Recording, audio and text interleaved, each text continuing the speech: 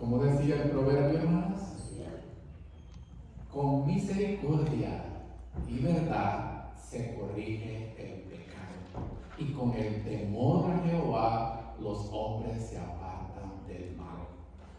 Queremos nosotros, hermano, corregir el pecado, ya sea de nuestros hijos, de nuestros seres queridos. Esta es la fórmula.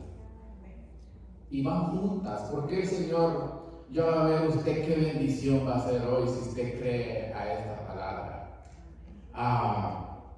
Pero aquí hay 3 palabras que necesitamos saber su significado. Y la primera es misericordia. Y aquí sí es una palabra muy rica en sabiduría, que no nos alcanza el tiempo, pero vamos a tratar a la manera de Cristo de explicarla.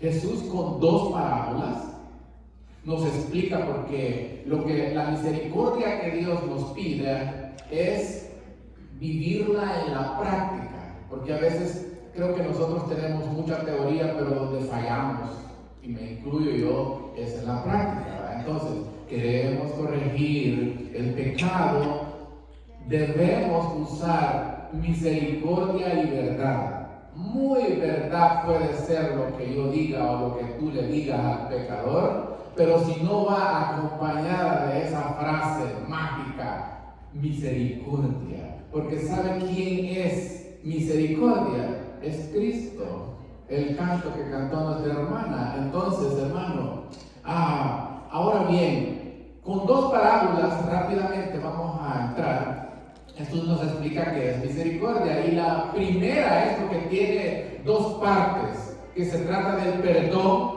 y de hacer esos actos de misericordia con el necesitado. Y la número 1 es la parábola de los 2 deudores. Ese rey que es Cristo quería hacer cuentas con ese siervo. ¿Y cuánto le debía? 10,000 talentos. Era una cantidad y hasta la fecha de dinero exorbitante que no podía pagarla. Y dice que el Señor fue movido a misericordia y le perdonó toda la deuda, simbolizando, hermano, que la misma situación mía y tuya, cuando nosotros llegamos al Señor, llevábamos una carga, una deuda de pecado que no teníamos con qué pagarla.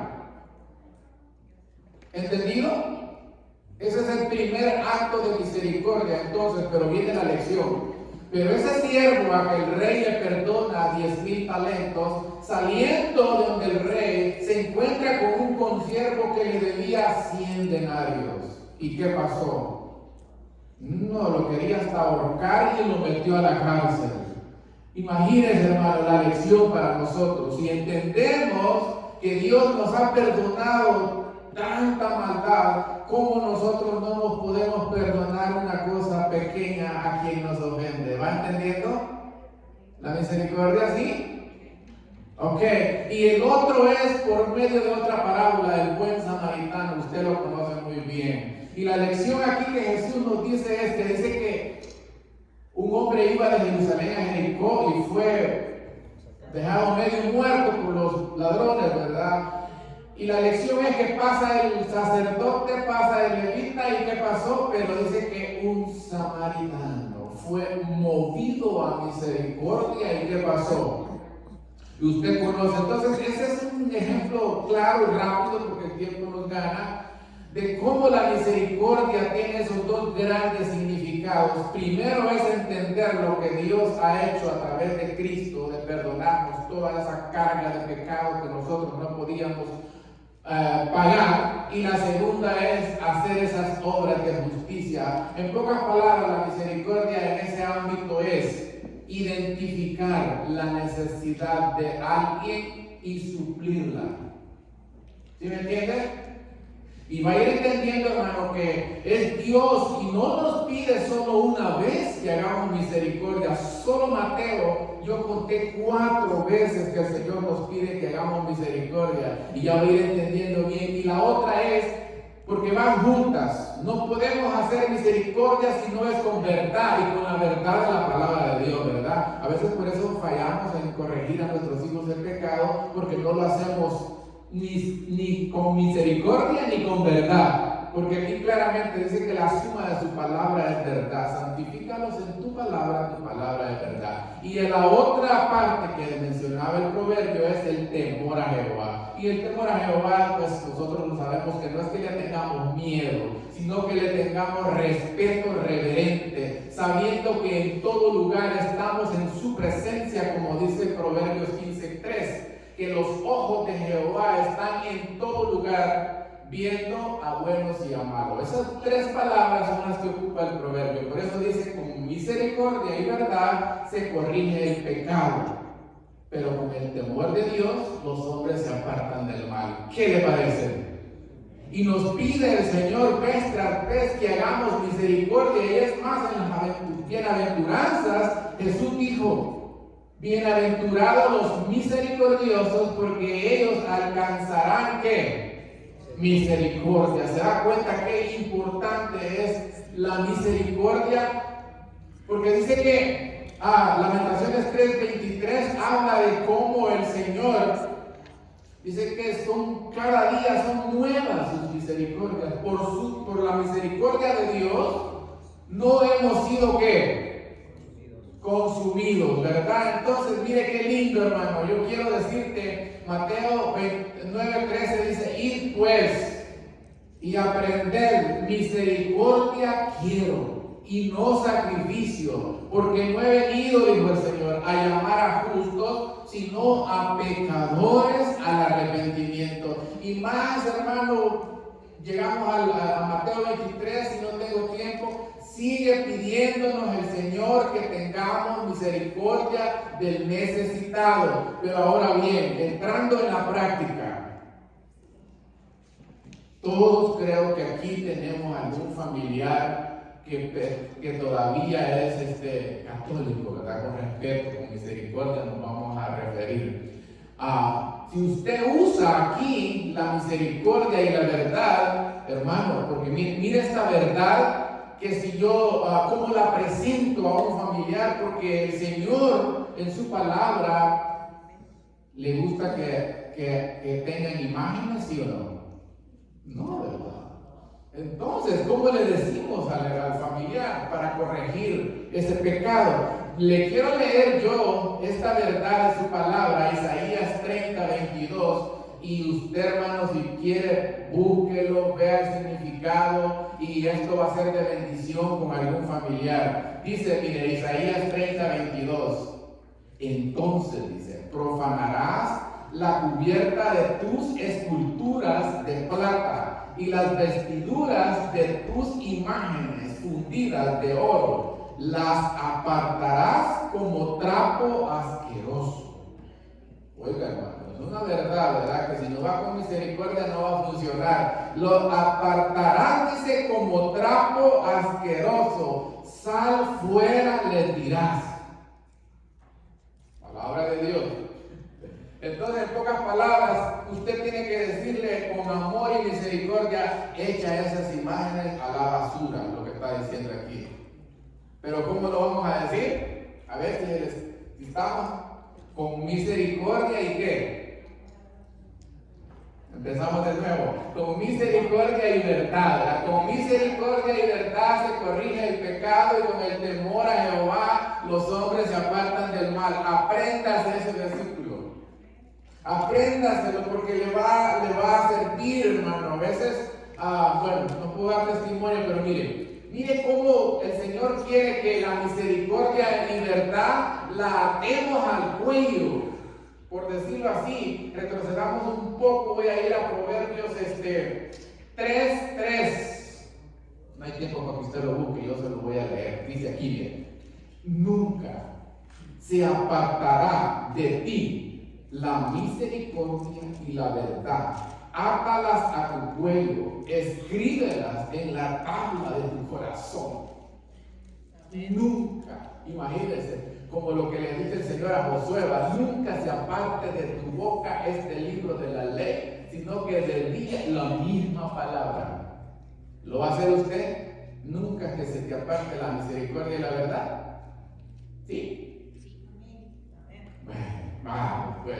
Mire, hermano, Si no lo cree usted, desde el Antiguo Testamento, Dios no cambia. Lo mismo le pedía a su pueblo de antes y a su pueblo de hoy. Miqueas 6:8, un texto usted muy conocido, que dice el Señor: oh hombre, Él te ha declarado lo que es bueno. ¿Y qué pide Jehová de ti? Solamente hacer justicia, amar misericordia y humillarte ante tu Dios. La ley de Dios, los 10 mandamientos reducidos están ahí. Entonces es lo que estoy predicando yo, es la ley de Dios, pero vivida en la práctica. Ese fue el fracaso del pueblo de Israel, que aún abandonaban a las viudas, en lugar de ayudarles, las explotaban. Por eso, hermano, misericordia es sencillo. Identificar, ¿verdad? Que sea cierto que a usted le conste una necesidad, ya sea de perdón o de ayuda. Porque dice, pero el que tiene bienes de este mundo y ve a su hermano tener necesidad y cierra contra él su corazón, ¿cómo mora el amor de Dios en él? ¿Va entendiendo la misericordia? No solo es con garrote, como dicen, ¿verdad? Es con qué? Con amor, con misericordia. Porque misericordia también significa gracia, amor, benignidad, fidelidad. Todas esas características es misericordia. Hablar de la misericordia es hablar de lo inmenso que es el Señor. Por eso es que dice que por la misericordia de Dios no hemos sido consumidos. Y eso es verdad. ¿Sí o no? Sí. Ese Dios, como decían los hermanos aquí, que aunque le fallemos, Él está ahí presto y nos da la mano. Sigue adelante. ¿Ya?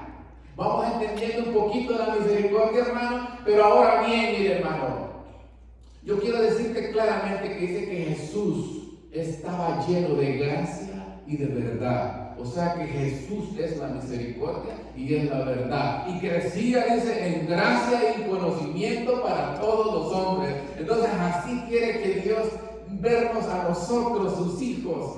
Ahora bien, hermano, yo te digo, pero ¿por qué Dios me pide que yo haga misericordia? Y vamos a la palabra de Dios y dice que porque juicio sin misericordia se hará con aquel que no haga misericordia.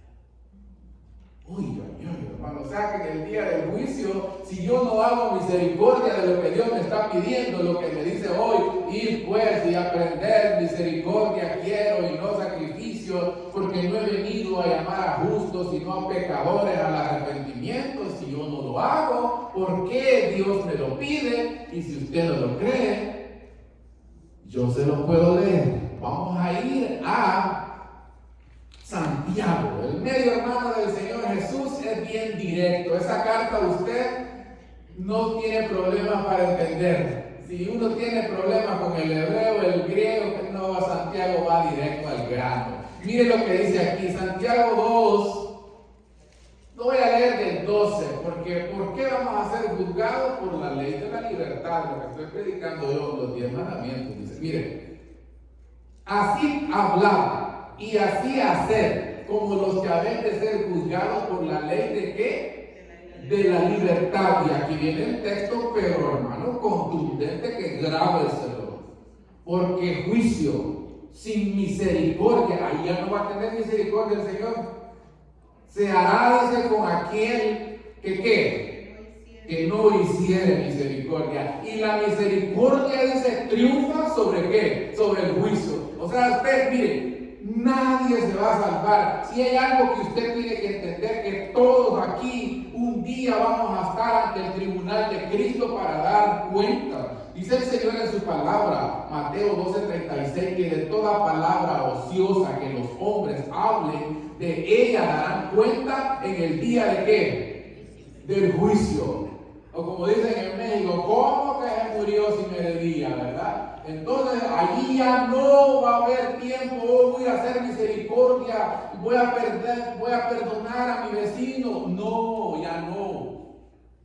Ya el Señor dice que ya nos advirtió vez tras vez. Por eso yo conté 4 en Mateo, que hagamos misericordia. Y si no lo creen, Mateo 23 dice: ay de vosotros, les dije, sin hachas a los escribas y fariseos, hipócritas, porque diezmáis la menta y el eneldo y el comino y dejáis lo más importante de la ley, que es que la misericordia.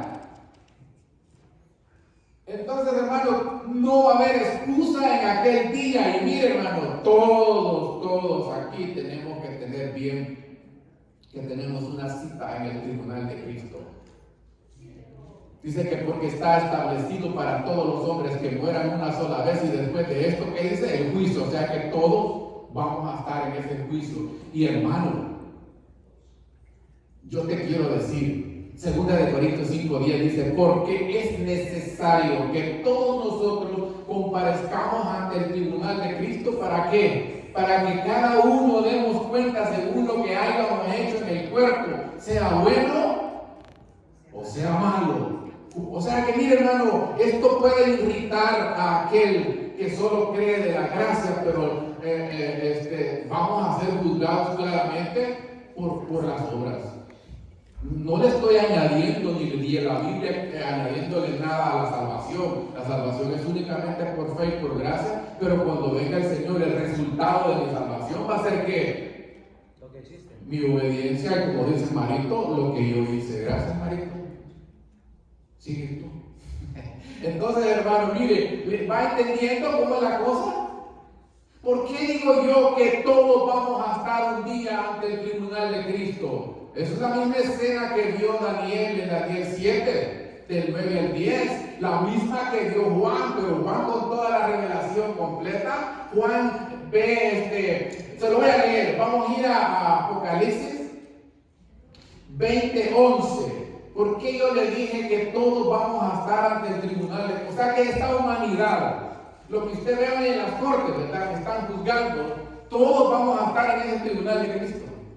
O sea, nadie se va a escapar. Porque Pablo dice, todos nosotros, se incluía él que iba a estar en esa corte celestial, que no va a haber escapatoria. Y ahí sí, cuando dice que los libros fueron abiertos, no es que son libros literales, no. Lo que está diciendo el Señor es que de la memoria, eso es una figura de la memoria de Dios, que no se le olvida nada.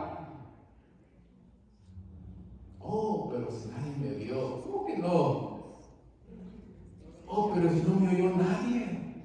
No, ¿cómo si no? Hermano, cuando usted aprende el temor a Dios de la otra parte del proverbio, que no tengo tiempo, ese es bien lindo. ¿Sabe por qué?